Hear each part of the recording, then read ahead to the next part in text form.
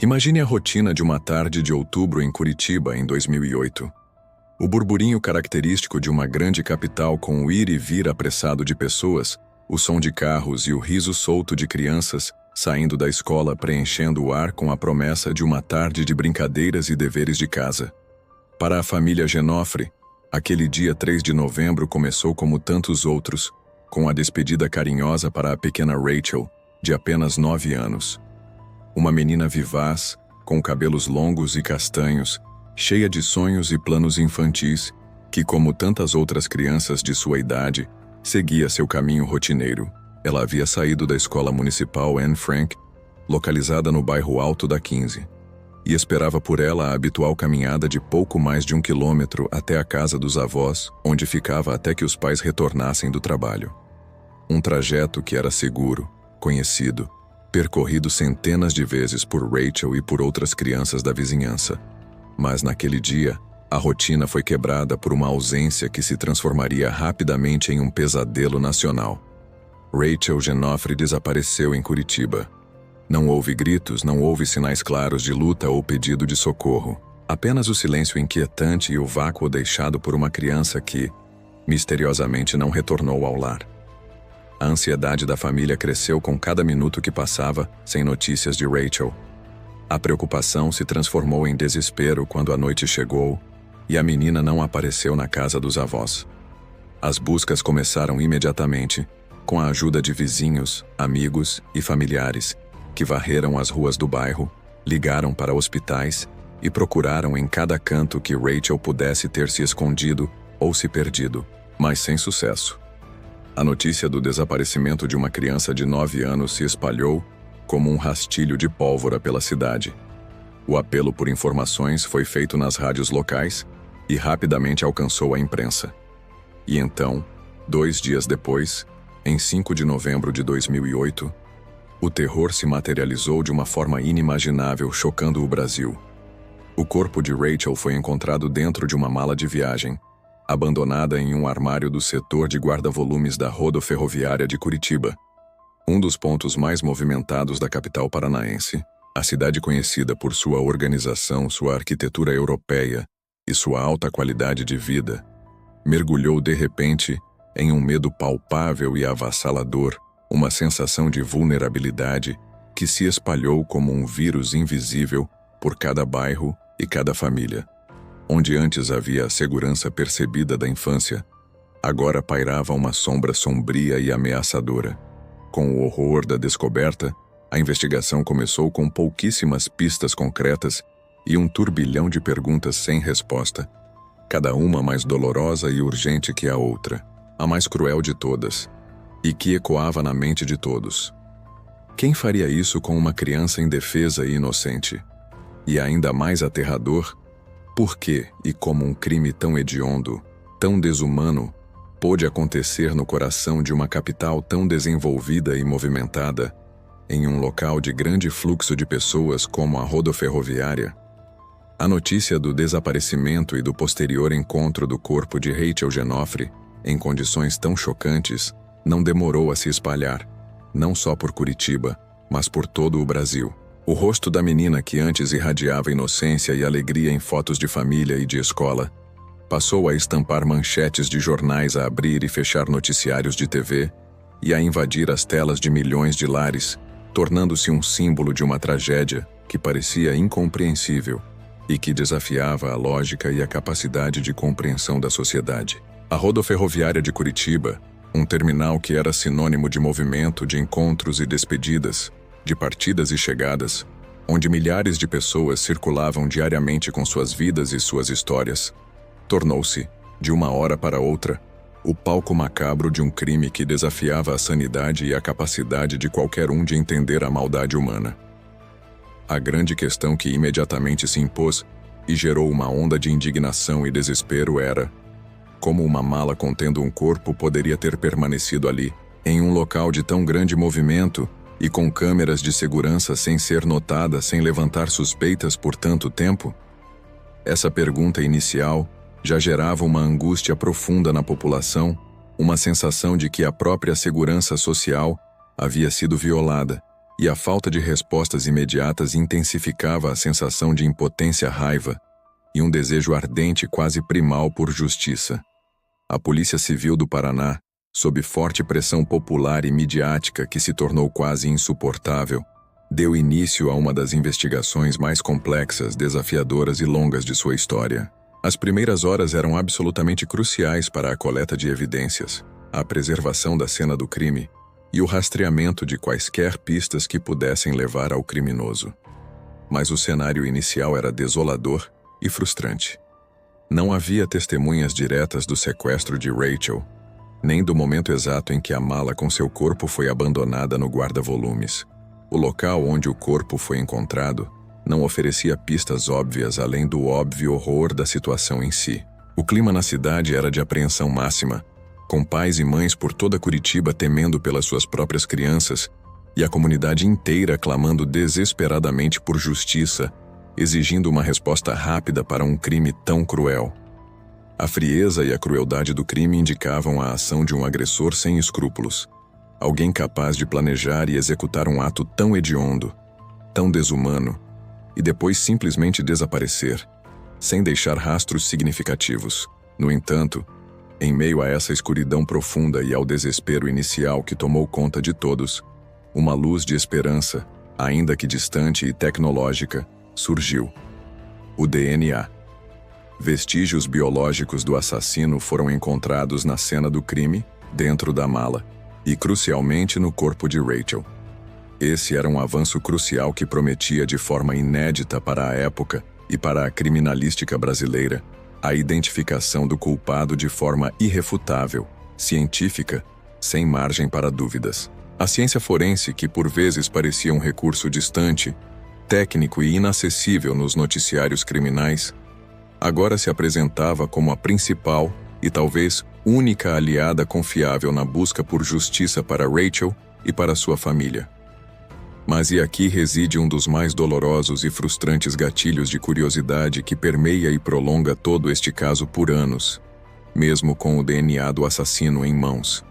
A falta de integração efetiva ágil e abrangente nos bancos de dados criminais da época atrasaria essa identificação de forma cruel e prolongada. O que deveria ser um trunfo imediato, uma prova cabal que levaria à rápida prisão do culpado, transformou-se em um fardo, uma prova viva, mas inútil em sua imediaticidade, de que a tecnologia, por si só, não garante a justiça quando há falhas estruturais, burocráticas e de investimento no sistema. Por que essa integração tão vital para a celeridade da justiça e para a segurança pública não existia ou funcionava de forma tão precária no Brasil de 2008?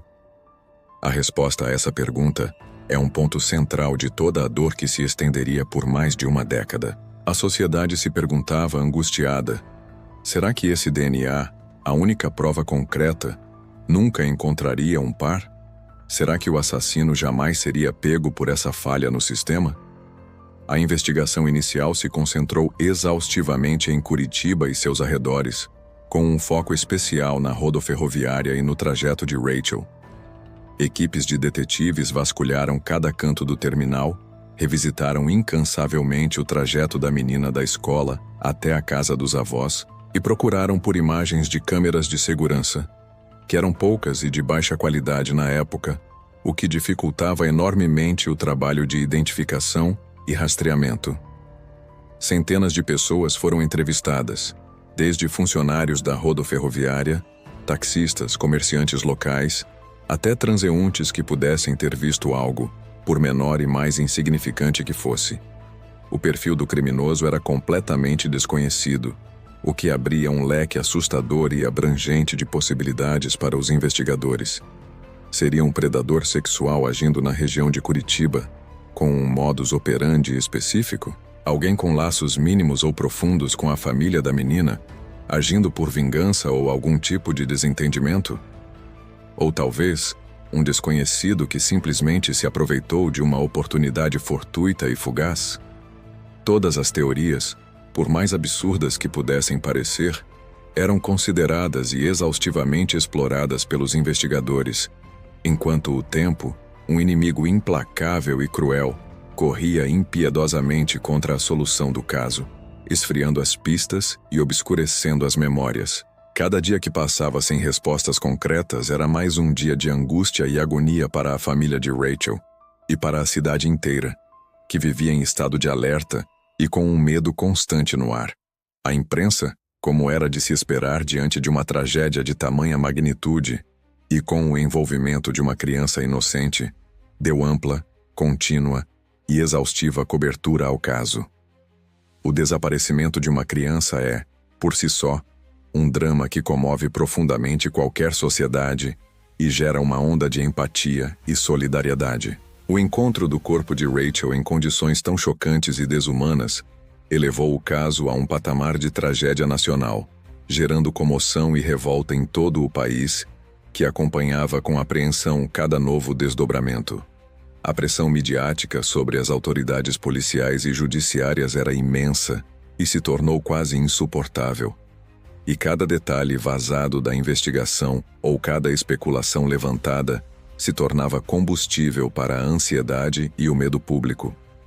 Programas de televisão dedicados a crimes pediam incessantemente por informações, exibiam e reexibiam fotos de Rachel, seu rosto sorridente e inocente, reforçando o apelo à comunidade para que qualquer pessoa com dados relevantes, por menores que fossem, se apresentasse às autoridades. A comoção era genuína e universal, mas a falta de progressos concretos e rápidos na investigação, mesmo com a existência do DNA, começava a gerar uma frustração coletiva que se tornava cada vez mais palpável e transformava a comoção em indignação. Como um crime com uma prova tão contundente como o DNA poderia permanecer sem solução por tanto tempo, desafiando a lógica e a capacidade de uma força policial e de um sistema de justiça? Essa pergunta ecoava em cada lar, em cada conversa, em cada jornal, e transformava o caso de Rachel em um símbolo de impunidade, um grito silencioso que exigia respostas. Essa persistente e dolorosa pergunta nos leva à fase da investigação que se arrastou por dolorosos anos, transformando o caso Rachel Genoffre em um símbolo da luta contra a impunidade e da complexidade, por vezes falha e ineficaz, da justiça brasileira. Mais de 150 suspeitos foram exaustivamente testados, seus perfis genéticos coletados e comparados minuciosamente ao DNA encontrado na cena do crime. Um trabalho que consumiu tempo, recursos e a esperança de muitos. Policiais civis se desdobraram em jornadas exaustivas e incansáveis, e muitas vezes desmotivadoras, viajando para outras cidades analisando perfis de criminosos sexuais conhecidos e reincidentes em outros estados, coletando amostras de DNA de cada indivíduo que levantasse a menor suspeita ou que se encaixasse em algum perfil comportamental que pudesse ser associado ao crime. O que movia esses investigadores, muitas vezes trabalhando em condições precárias, com poucos recursos e sob imensa pressão da mídia e da sociedade, era a certeza, quase uma convicção religiosa, de que a justiça para Rachel era uma dívida que a sociedade e o Estado tinham para com ela e sua família, uma dívida que precisava ser paga. Mas a cada teste negativo, a cada pista que levava a um beco sem saída, a cada nova decepção, a esperança se misturava a uma exaustão crescente, a um cansaço profundo e uma frustração que parecia não ter fim. O caso se arrastou por incontáveis anos, por uma década inteira, se tornando, sem dúvida, um dos maiores e mais desafiadores enigmas da Polícia Civil do Paraná. Um fardo pesado que pesava sobre os ombros de todos os envolvidos. O tempo passava cruel e implacável, e a dor da família Genoffre não diminuía. Ao contrário, apenas se transformava em uma resistência silenciosa e poderosa, uma teimosia em não esquecer, em não deixar que o crime de sua filha caísse no esquecimento. A dor e a incerteza se instalaram de forma profunda e permanente na vida da família Genoffre.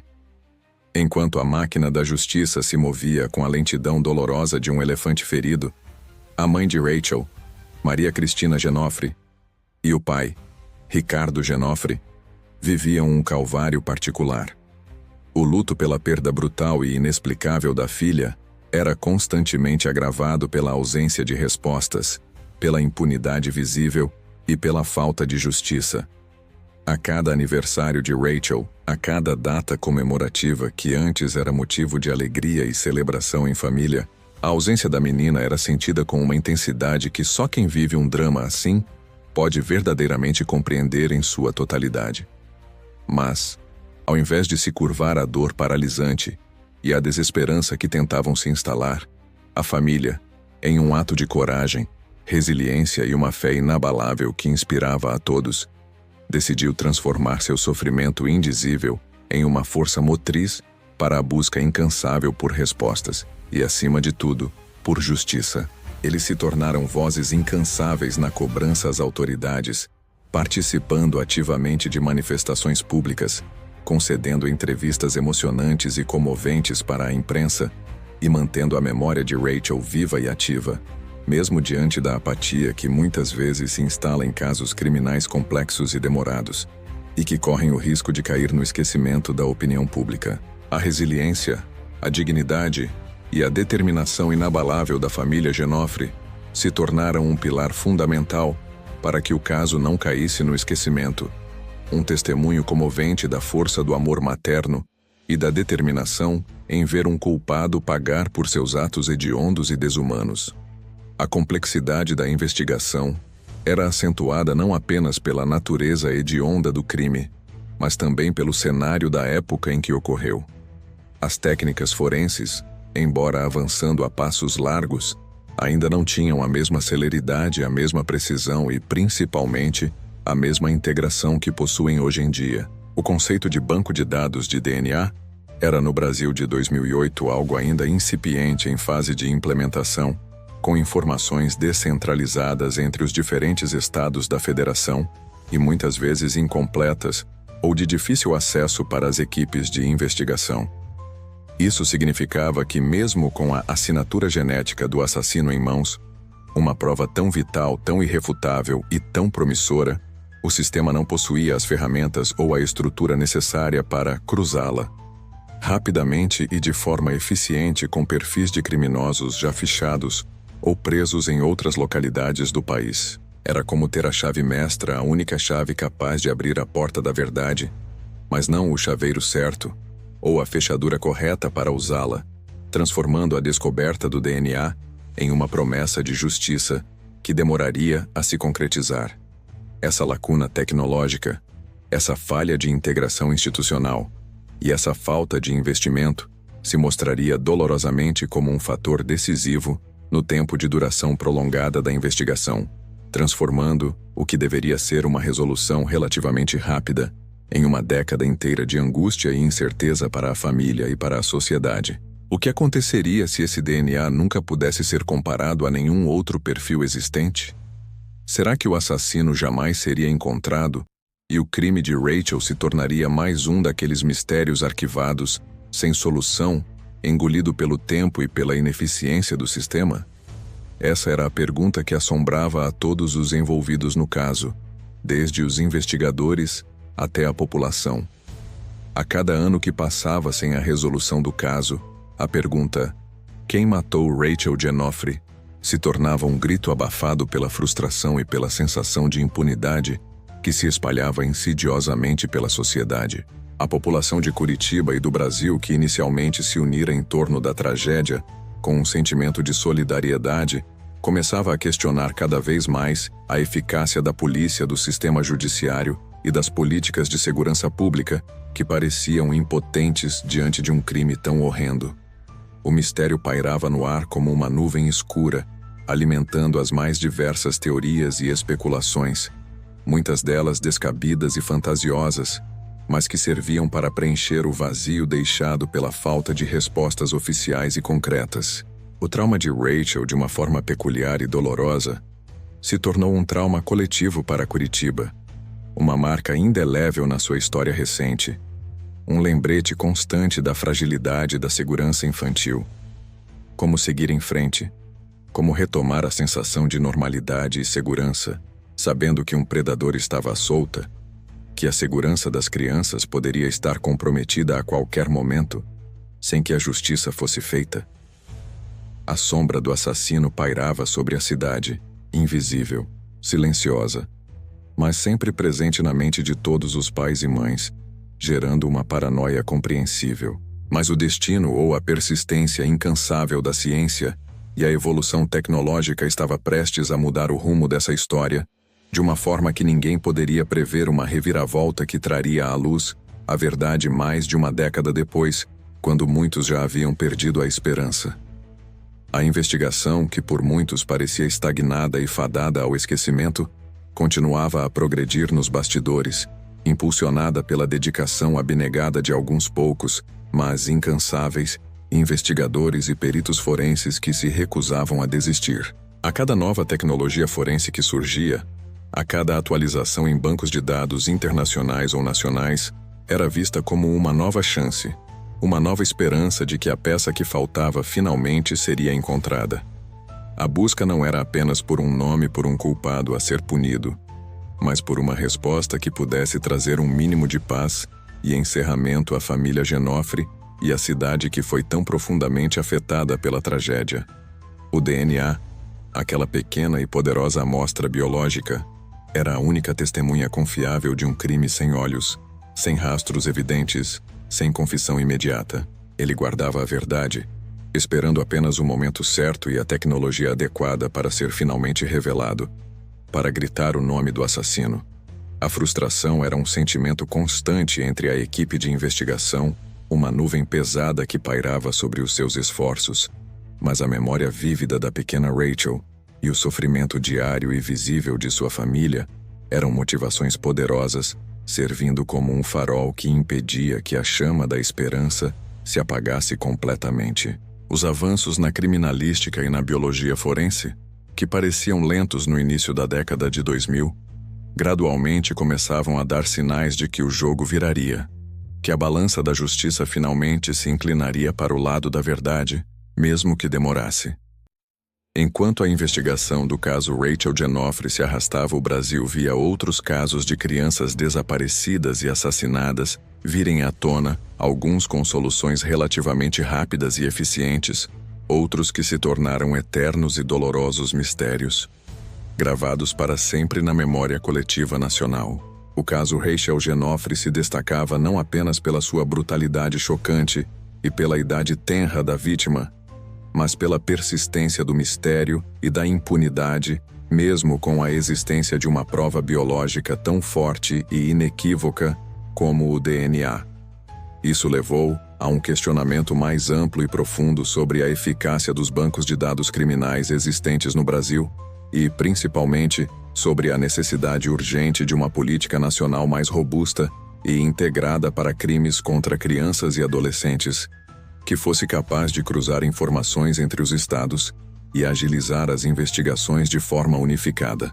A dor de Rachel, de uma forma peculiar e póstuma, transformava-se lenta e dolorosamente em um catalisador para um debate necessário e urgente no país, um apelo por mudanças que, embora tragicamente tardio para a menina, poderia salvar outras vidas.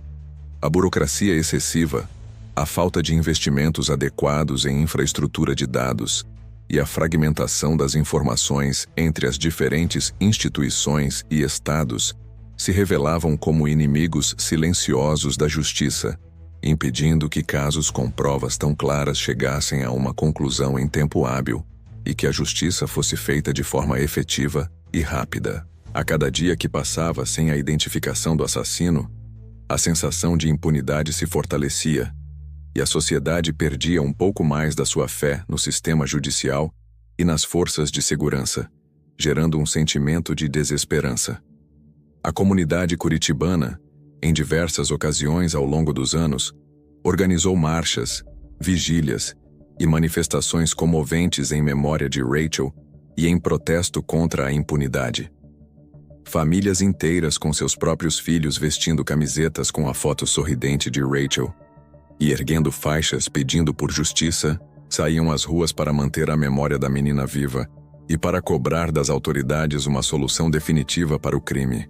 Essas manifestações não eram apenas um grito de dor e luto, mas um poderoso ato de solidariedade, resistência cívica e um lembrete constante de que a sociedade não esqueceria sua pequena vítima. Elas mostravam que, Apesar do tempo e da frustração acumulada, a comunidade não havia esquecido Rachel e continuaria a lutar por ela, por sua memória e por um futuro mais seguro para todas as crianças. A figura de Maria Cristina Genofre, a mãe de Rachel, tornava-se cada vez mais icônica nesse movimento. Sua serenidade aparente em meio à dor indizível, sua voz firme e inabalável, e seu olhar determinado eram um lembrete constante de que por trás dos números frios das estatísticas e dos longos processos judiciais, havia uma vida preciosa perdida e uma família devastada que mereciam, acima de tudo, respostas e justiça plena. A imprensa local e nacional, embora diminuindo o foco contínuo com o passar dos anos, ainda trazia atualizações esporádicas do caso, mantendo-o, de alguma forma, na consciência pública e impedindo seu completo esquecimento, funcionando como um arauto da memória. A falta de um suspeito claro para o DNA, após centenas de testes negativos que frustravam a equipe a cada nova tentativa, gerava diversas teorias e especulações. Seria o assassino um criminoso sem quaisquer antecedentes criminais? Alguém que havia cometido seu primeiro e único crime de tamanha gravidade? Ou seria alguém que, após cometer o crime, havia fugido do país, tornando sua captura quase impossível e fora do alcance da justiça brasileira? Ou ainda, um indivíduo que, por alguma razão complexa, nunca teve seu DNA coletado para fins criminais e, portanto, não constava em nenhum banco de dados, sendo um fantasma para a polícia? A incerteza era um tormento constante para os investigadores, que se recusavam veementemente a desistir, mesmo diante de tantas adversidades e da falta de resultados. A cada novo crime sexual ou homicídio na região de Curitiba, a esperança da equipe reacendia, apenas para ser frustrada novamente pela incompatibilidade do DNA, levando a mais um ciclo de frustração e exaustão. A máquina da justiça se movia lentamente, em um ritmo quase imperceptível para a sociedade, mas persistia, guiada pela profunda convicção de que um dia a verdade viria à tona e o culpado seria finalmente revelado e punido. A esperança se mantinha viva por um fio tênue, mas resistente, tecido pela tenacidade e pela crença inabalável de quem acreditava na justiça, mesmo quando ela parecia distante e quase inatingível. O desgaste emocional e físico para todos os envolvidos na investigação era imenso, uma carga pesada que eles carregavam silenciosamente, mas a imagem da pequena Rachel e o sofrimento visível de sua família eram motivações poderosas, servindo como um farol que impedia que a chama da esperança se apagasse completamente. A sombra da impunidade parecia pairar sobre o caso, e a comunidade se perguntava se a justiça para Rachel um dia chegaria, ou se esse se tornaria um daqueles casos que, por falta de prova ou de recursos, nunca teriam um final. A luta parecia interminável. O tempo, que parecia arrastar-se em um ritmo cruel para a família Genofre e para os investigadores, continuava seu curso implacável, mas carregava consigo uma esperança silenciosa: o avanço da ciência. A investigação do caso Rachel, que por muitos anos havia sido um teste de resiliência para a polícia e para a justiça, entrava em uma nova fase. Embora o DNA do assassino estivesse em mãos desde o início, a grande barreira era a falta de um sistema nacional eficaz para o cruzamento de perfis genéticos. Esse cenário, no entanto, estava começando a mudar. A cada ano que passava, o Brasil dava pequenos passos, mais significativos, na construção de um banco de dados genético mais robusto e integrado. A criação do Banco Nacional de Perfis Genéticos, BNPG, ainda que em seus primeiros estágios, representava a promessa de que a ciência finalmente poderia fechar lacunas que a burocracia e a falta de investimento haviam deixado abertas. Nos bastidores, longe dos holofotes da mídia que diminuíam com o passar dos anos, o material genético do assassino de Rachel Genofre, meticulosamente coletado e preservado pela Polícia Científica do Paraná, aguardava. Ele era a testemunha silenciosa, a peça-chave que guardava a verdade, mas que dependia de uma tecnologia que ainda estava sendo aperfeiçoada no país. A cada novo perfil genético adicionado ao incipiente banco de dados nacional, geralmente de criminosos condenados por crimes graves, em especial crimes sexuais e violentos, a esperança dos investigadores se renovava. A paciência era uma virtude forçada, uma necessidade diante da lentidão do processo. Mas a convicção de que um dia a justiça seria feita para Rachel nunca se esvaiu completamente. Então, no ano de 2018, uma década após o crime que chocou o país, a notícia que a família Genofre e o Brasil esperavam com angústia e incredulidade há tanto tempo, finalmente chegou. A prova irrefutável. Um cruzamento positivo. A assinatura genética do assassino de Rachel havia sido encontrada. O DNA, que era uma prova silenciosa por tanto tempo, finalmente gritava um nome. O perfil genético encontrado na cena do crime correspondia ao de um homem que já estava cumprindo pena por outro crime hediondo. Era a prova irrefutável, a peça que faltava no quebra-cabeça que se arrastava por uma década. A frieza e o horror do crime de Rachel ganhavam um rosto, um nome: Carlos Eduardo dos Santos. A revelação do nome de Carlos Eduardo dos Santos não trouxe apenas a resposta há tanto tempo esperada, mas também um novo choque, uma onda de indignação e um profundo questionamento sobre a eficácia do sistema judiciário brasileiro. Carlos Eduardo dos Santos não era um novato no mundo do crime. Pelo contrário, seu histórico era assustador, marcado por uma série de crimes sexuais e homicídios. O que se descobriu era que ele já estava na prisão, cumprindo pena por outro crime bárbaro: o estupro e assassinato de um menino em Joinville, Santa Catarina. Essa revelação escancarou uma falha sistêmica, uma falha gritante que permitiu que um predador continuasse a existir no anonimato de um banco de dados, ineficaz por uma década, mesmo após ter sido capturado, julgado e condenado por outro crime gravíssimo. A pergunta que se impôs era: se ele já estava preso, por que seu DNA não havia sido prontamente comparado com o de Rachel? Por que a vida de uma criança não foi salva por uma simples e crucial correspondência genética? A indignação da sociedade foi imediata e avassaladora. Era incompreensível como um criminoso com um histórico tão violento pôde escapar da justiça por tanto tempo em um caso com uma prova de DNA. Isso colocou em evidência as fragilidades das leis brasileiras que regiam a coleta e o cruzamento de perfis genéticos. Embora a Lei no 12.654/2012 previsse a obrigatoriedade da coleta de DNA de criminosos condenados por crimes hediondos, essa lei só foi sancionada em 2012, 4 anos após o assassinato de Rachel, e sua implementação e integração nacional foram lentas e repletas de obstáculos burocráticos e falta de recursos. Esse hiato de tempo e essa morosidade custaram anos de dor à família Genofre e permitiram que a sombra da impunidade pairasse sobre o caso. A tragédia de Rachel, uma vez mais, se tornava um espelho das deficiências de um sistema que precisava urgentemente de modernização e eficiência. A confissão de Carlos Eduardo dos Santos, embora não fosse essencial para a condenação após a prova irrefutável do DNA, veio com uma frieza estarrecedora. Ele admitiu o crime de Rachel, sem demonstrar qualquer remorso, arrependimento ou emoção. A banalidade do mal, como descrita por pensadores, manifestava-se em sua apatia diante da dor indizível que causou a uma família inteira e a uma cidade. Os detalhes que vieram à tona durante seu interrogatório, embora chocantes e perturbadores, eram necessários para que a família de Rachel tivesse um mínimo de encerramento, para que pudessem, de alguma forma, compreender a mente por trás de tamanha atrocidade. Relatos indicaram que ele teria abordado Rachel com a promessa de levá-la à televisão, usando um estratagema cruel para atrair a criança. Esses detalhes revelavam a astúcia e a premeditação de um predador que agia com cálculo e sem humanidade.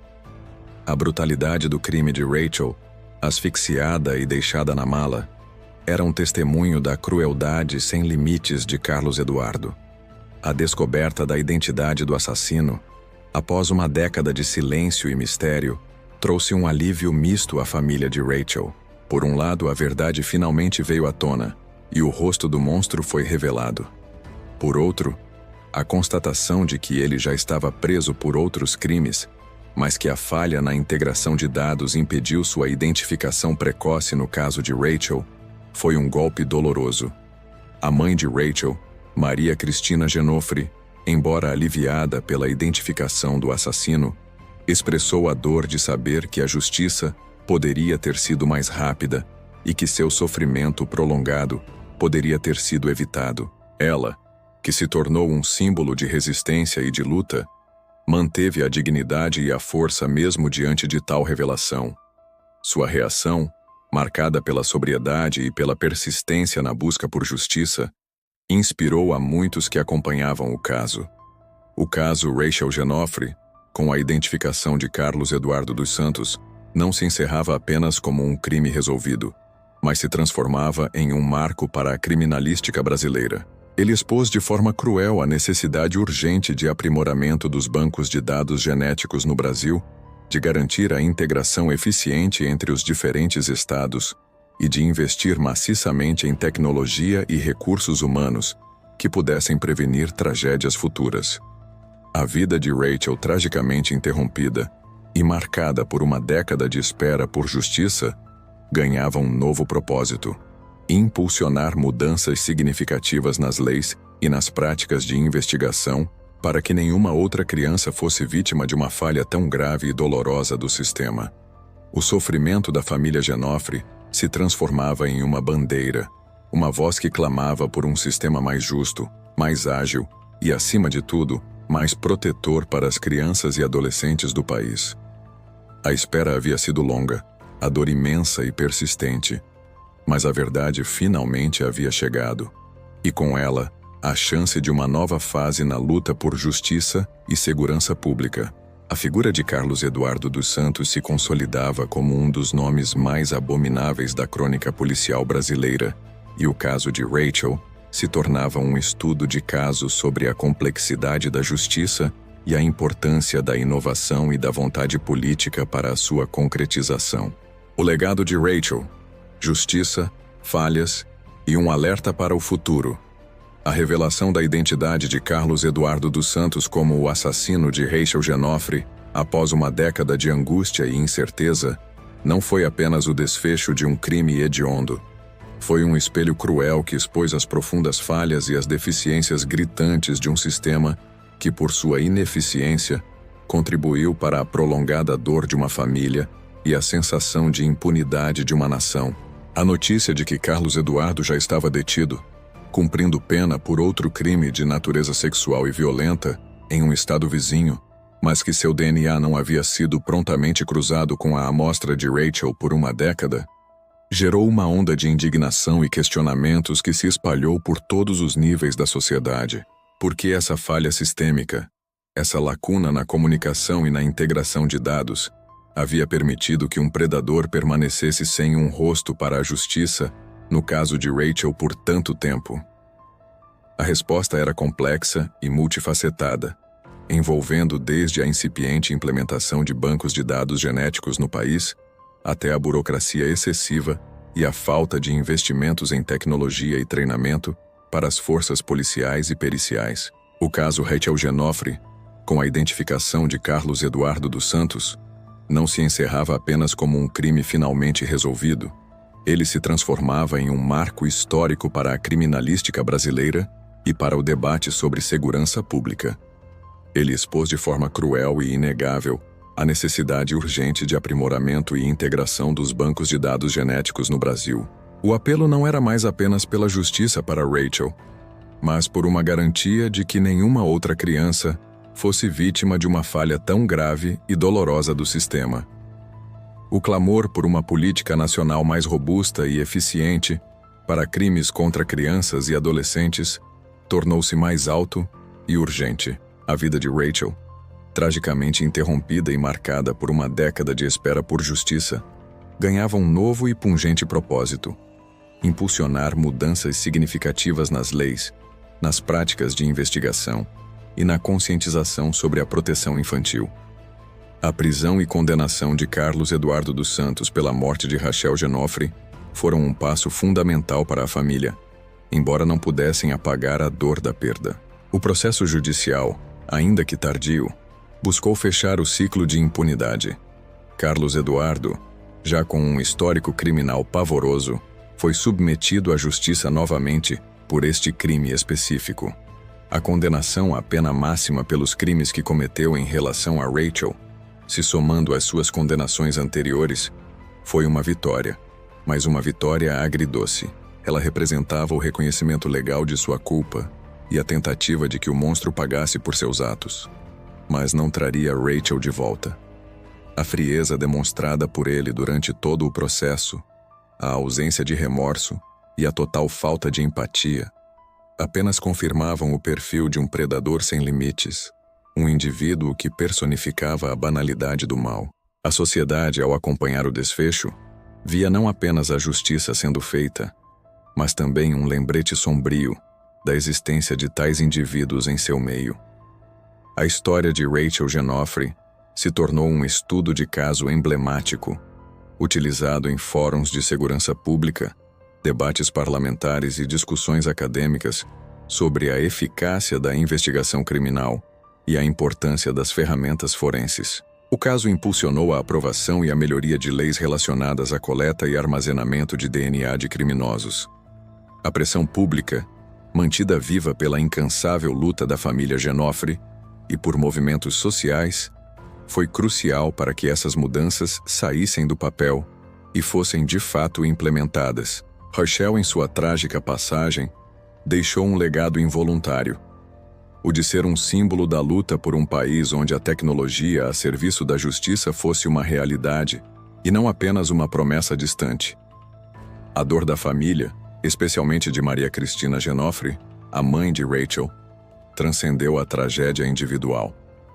Ela se tornou a voz de tantas outras famílias que enfrentam o desaparecimento e a violência contra seus filhos. Sua resiliência em meio ao sofrimento indizível, sua capacidade de transformar o luto em uma força motriz para a ação, foram inspiradoras. Ela se manifestou com dignidade e uma força inabalável, mesmo nos momentos mais difíceis, como a revelação da identidade do assassino e os detalhes brutais do crime.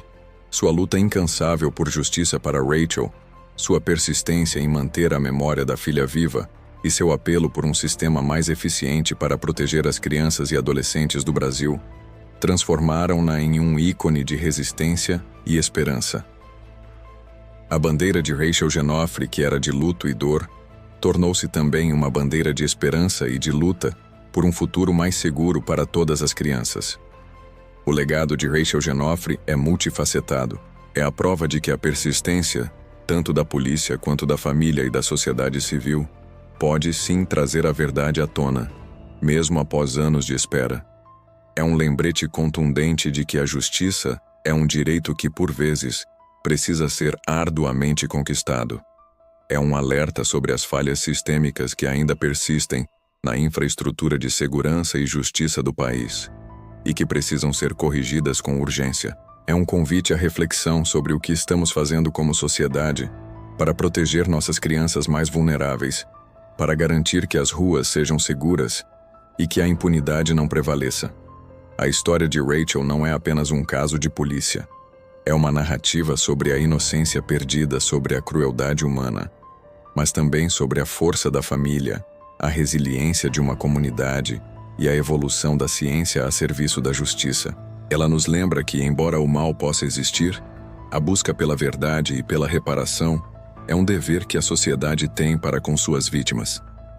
A memória de Rachel Genoffre precisa continuar viva, não para reviver a dor, mas para impulsionar a vigilância, a conscientização e a luta contínua por um país onde a segurança das crianças seja uma prioridade inegociável e onde a justiça, mesmo que demorada, sempre prevaleça. Que seu nome seja um grito de alerta e um farol para que casos como o dela jamais voltem a se repetir com a mesma indefinição e o mesmo sofrimento prolongado. A pergunta que fica para todos nós, agora que o rosto do assassino foi revelado e a justiça, de alguma forma, foi feita, é: o que aprendemos com a tragédia de Rachel? Estamos realmente construindo um futuro mais seguro para nossas crianças? A resposta depende de cada um de nós. da nossa capacidade de lembrar, de cobrar e de agir para que o legado de Rachel não seja apenas uma história triste, mas uma inspiração para a transformação. Se você se sentiu tocado por essa história de dor, persistência e justiça, se acredita na importância de casos como o de Rachel Genoffre para a reflexão sobre a segurança de nossas crianças e a eficácia do nosso sistema de justiça, inscreva-se no canal para mais histórias que precisam ser contadas. Deixe seu like e compartilhe este vídeo para que a memória de Rachel e a lição de seu caso alcancem o maior número de pessoas possível. Sua participação é fundamental para que continuemos a trazer à tona verdades que moldam a nossa sociedade.